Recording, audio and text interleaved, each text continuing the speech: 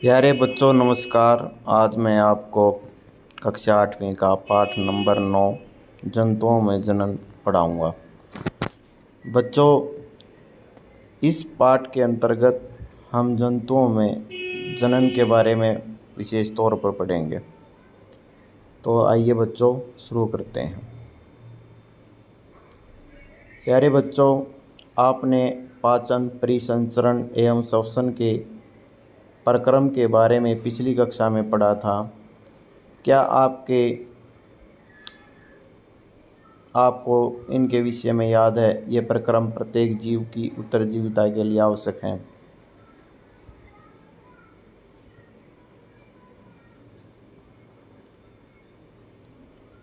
आप पौधों में जनन के प्रक्रम के बारे में या विषय में भी पढ़ चुके हैं। जनन जाति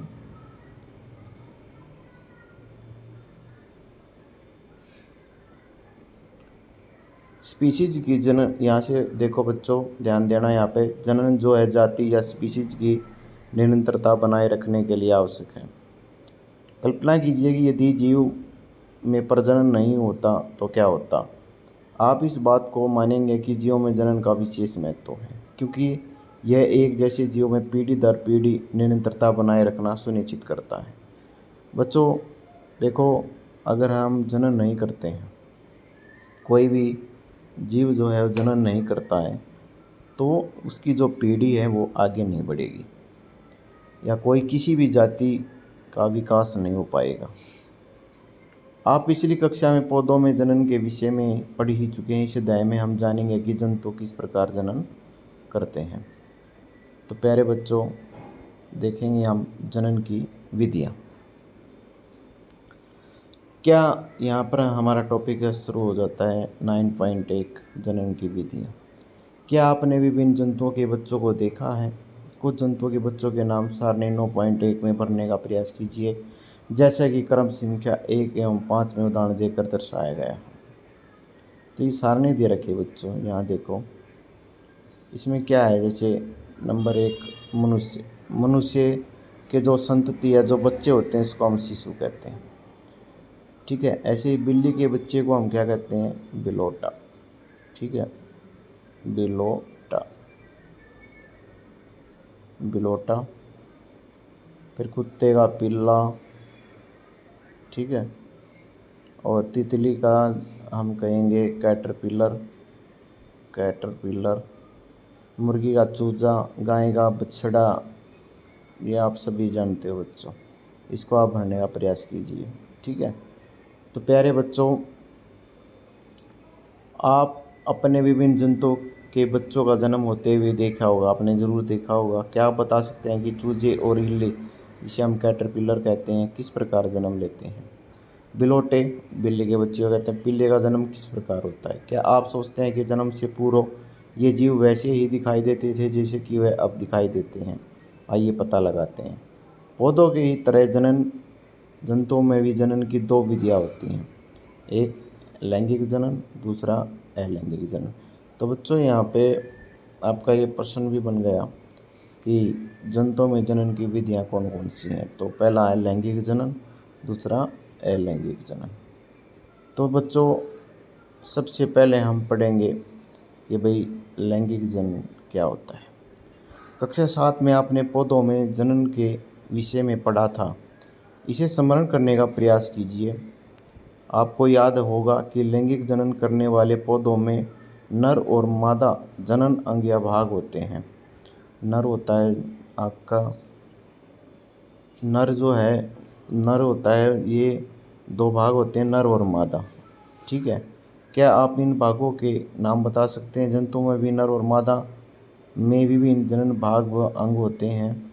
पौधों के ही तरह जंतु भी नर और मादा युग्म बनाते हैं, जो संलयित होकर युग्म बनाते हैं। यहाँ पर देखो बच्चों, आप देखोगे कि भाई जंतुओं में भी नर और मादा युग्मक बनते हैं। इसके बारे में हम आगे पढ़ेंगे।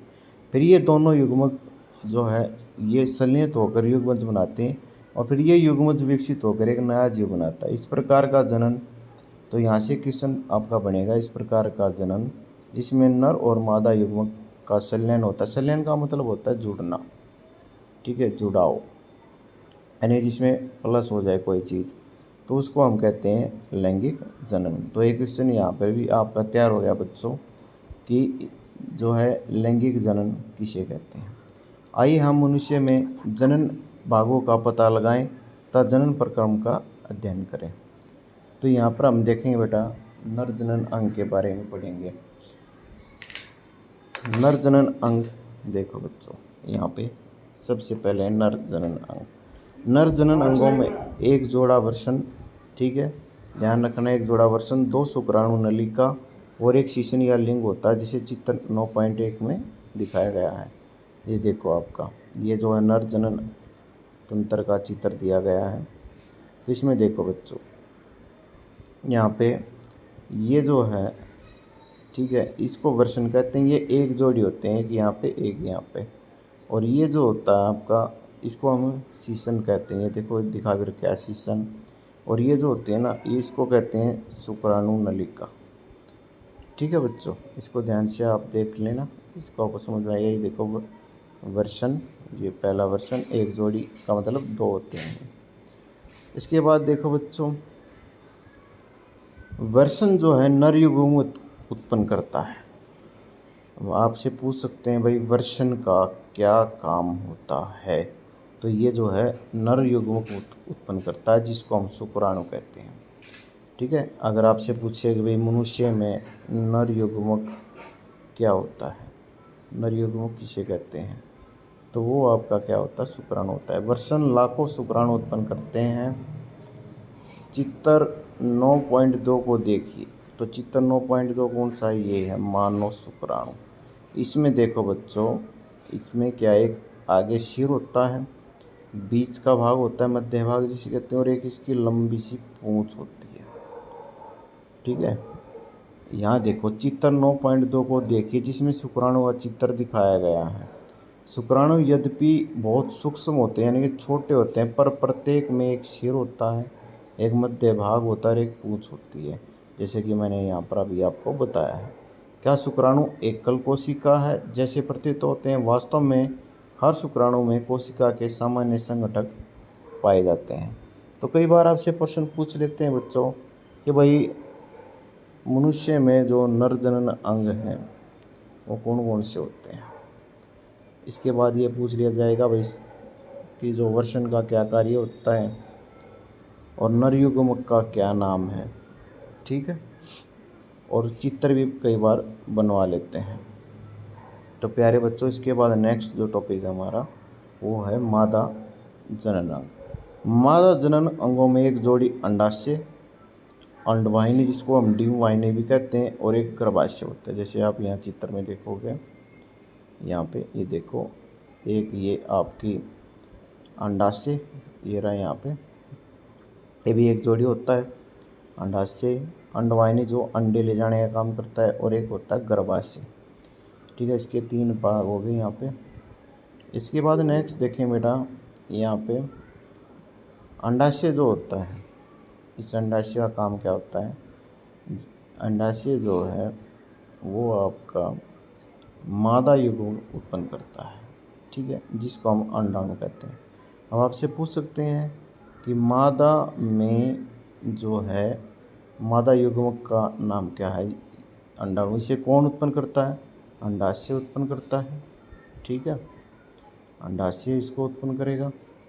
मानव शिशुओं में प्रति मास दोनों अंडाशयों में से एक अंडाशय से एक विकसित अंडाणु अथवा डिंब का निर्मोचन अंडवाहिनी में होता है। एक अंडा वहाँ से निकलता है। गर्भाशय वह भाग है जहाँ शिशु का विकास होता है। शुक्राणु की तरह अंडाणु भी एकल कोशिका है बच्चों, ठीक है। ये यहाँ पे अब इसके बाद देखो इन्होंने मानव अंडाणु को दिखा रखा है, इसमें एक केंद्र रखा है यहाँ पे, ठीक है।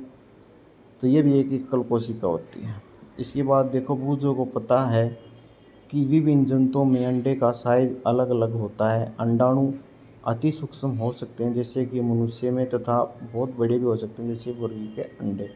शुतुरमुर्ग का अंडा सबसे विशाल होता है। तो प्यारे बच्चों अब इसके बाद हमारा टॉपिक आता है निषेचन। ठीक है। जनन प्रक्रम का जो पहला चरण होता है शुक्राणु और अंडाणु का संलयन, संलयन का मतलब जुड़ना, प्लस होना, ठीक है, जुड़ाव होना, ठीक है, जुड़ाव होना। तो यहाँ देखेंगे हम कि जब शुक्राणु अंडाणु के संपर्क में आते हैं तो इनमें से एक शुक्राणु अंडाणु के साथ संलयित हो जाता है, यानी कि जुड़ जाता है। शुक्राणु और अंडाणु का यह संलयन निषेचन कहलाता है। अब आपसे प्रश्न पूछ सकते हैं निषेचन क्या होता है। शुक्राणु और अंडाणु का जो मिलना होता है, जुड़ना होता है, उसे हम निषेचन कहते हैं। निषेचन के समय जैसे चित्र में दिखा रखा है बच्चों, चित्र 9.5 में ये देखो, यहाँ पे ये है निषेचन का प्रक्रम।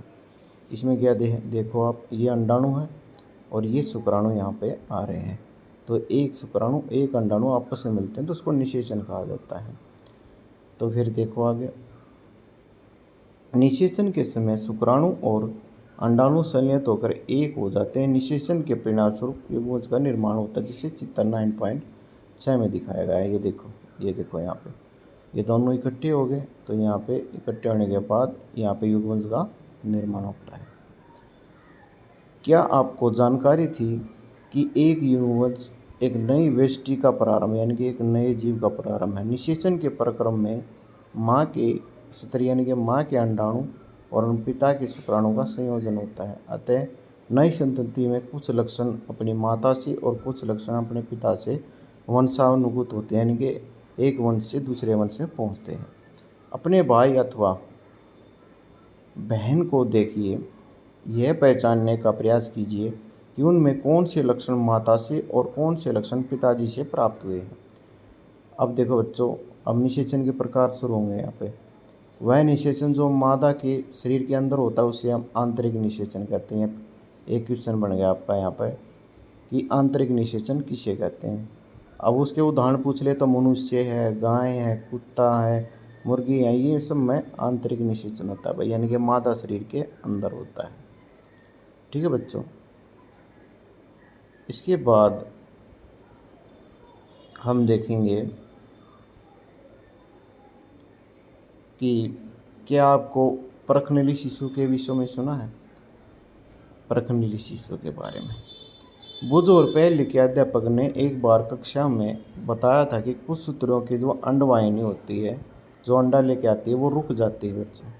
ऐसी स्त्रियाँ शिशु उत्पन्न करने में असमर्थ होते हैं, यानी कि वो बच्चे पैदा नहीं कर सकती, क्योंकि निषेचन के लिए शुक्राणु मार्ग अवरोध होने के कारण अंडाणु तक नहीं पहुंच पाता, यानी कि शुक्राणु का पहुंचना वहाँ जरूरी होता है।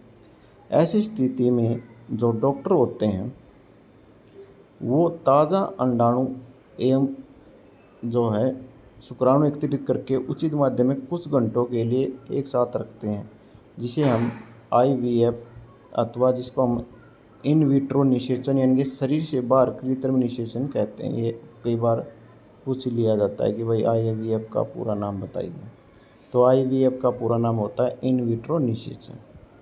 अगर निषेचन हो जाता है तो युग्मज को लगभग 1 सप्ताह तक वो विकसित हो जाता है, जिसके पश्चात उसे माता के गर्भाशय में स्थापित किया जाता है। माता के गर्भाशय में पूर्ण विकास होता है। शिशु का जन्म सामान्य शिशु की तरह होता है।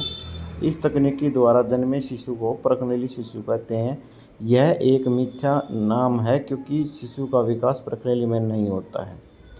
ठीक है बच्चों, आपको ये जानकर आश्चर्य होगा कि अनेक जंतुओं में निषेचन की क्रिया मादा जंतु के शरीर के बाहर होती है।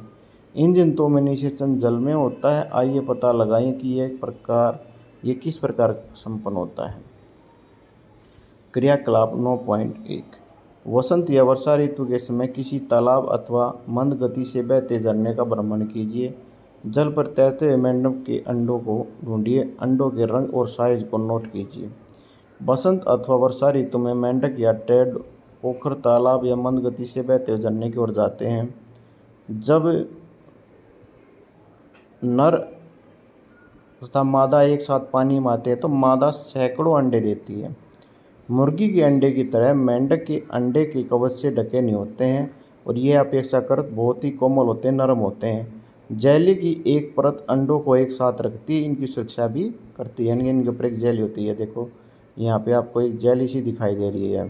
ठीक है, इसके बाद क्या है मादा जैसे ही अंडे देती है, नर उस पर शुक्राणु छोड़ देता है। प्रत्येक शुक्राणु अपनी लंबी पूंछ की सहायता से जल में इधर उधर तैरने लगते हैं। शुक्राणु अंड कोशिका के संपर्क में आते हैं, फिर जो है जिसके परिणाम स्वरूप निषेचन होता है। ठीक है, देखो बच्चों, अंडाणु अंडे का और शुक्राणु का मिलन होना जरूरी है। इस प्रकार का निषेचन, अब यहाँ पर एक क्वेश्चन बनेगा आपका, जिसमें नर और मादा युग्मक का संलयन मादा शरीर के बाहर होता है, उसे हम बाह्य निषेचन कहते हैं। जैसे उदाहरण के लिए मछली है, स्टार फिश है, जलीय प्राणियों में ये होता है। तो कई बार आपसे पूछ लेते हैं कि भाई बाह्य निषेचन किसे कहते हैं। तो बाह्य निषेचन वो निषेचन होता है बच्चों जो मादा शरीर के बाहर होता है। मछली और मेंढक एक साथ सैकड़ों अंडे क्यों देते हैं, जबकि मुर्गी एक समय में केवल एक ही अंडा देती है? तो इसका मतलब क्या होता है, बहुत सारे अंडे बच्चों खराब हो जाते हैं, इसीलिए देते हैं।